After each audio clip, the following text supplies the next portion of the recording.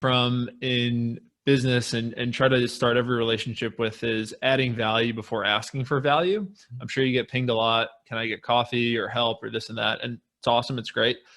If someone was looking to bring you value before they ask for value, is there anything they could do right now to help you with something or move your business forward or start the relationship the right way? That's an excellent question. Because I had like a YouTube rant one day. I got really upset and, because you know what? I tell you a quick story. And there was like the kid that I great kid. He came to one of our meetups and he was like, I'm really trying to, get to where you are.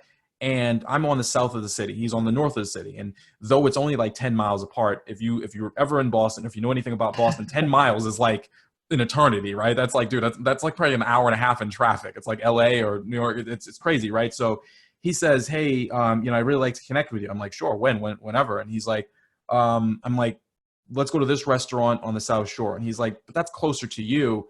I'd like to meet somewhere in the middle, which is like the city itself, at a Panera Bread. And I'm just kind of like, so basically what you're saying is you want to pick my brain for an hour and you want me to sit an hour in traffic and drive into the city to meet you. And that's just the wrong way to go about doing things, right? Basically, if you're in this business, real estate it's a great business.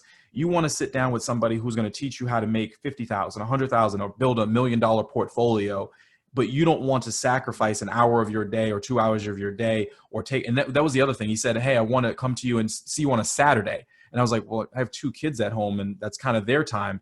And he was like, but I work during the week. But I'm like, okay, well, let's think about this. If you make $25 an hour, right?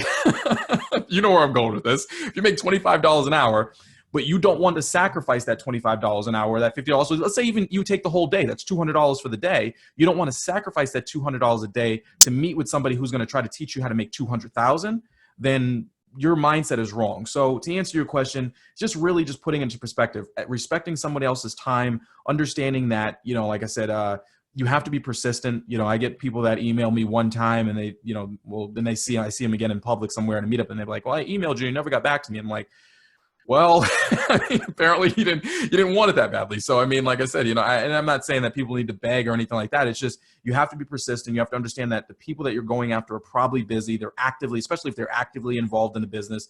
And just, in terms of value, you can have any skill, right?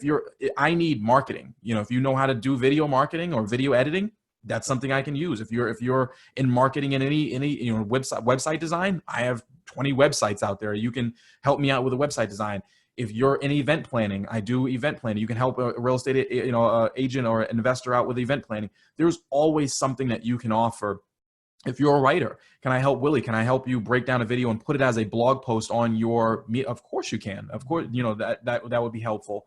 I know you do meetups. Can I help you organize and kind of just, do check-ins at the front door for the meetup or whatever it may be to help you kind of make your life a little bit easier, organizing your schedule. There is always something that you can do to help somebody else out and to eventually help yourself out if you're looking to, like I said, take that person's time and try to pick their brain as we say. So, yeah, I love that answer. I think most people have good intentions with it. They just may not know to ask the 4 things that you just said.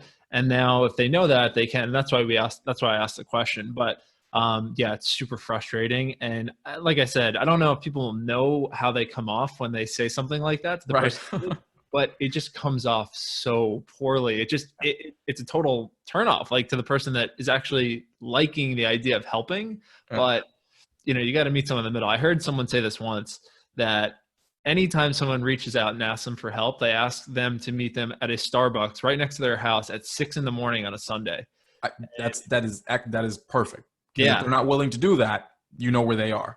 Immediate. And it's like, if they do it, okay, then they've taken a first step that this person could be potentially special. If not, then they just go in the bucket of, the other 80-20 of 80-20 that aren't. So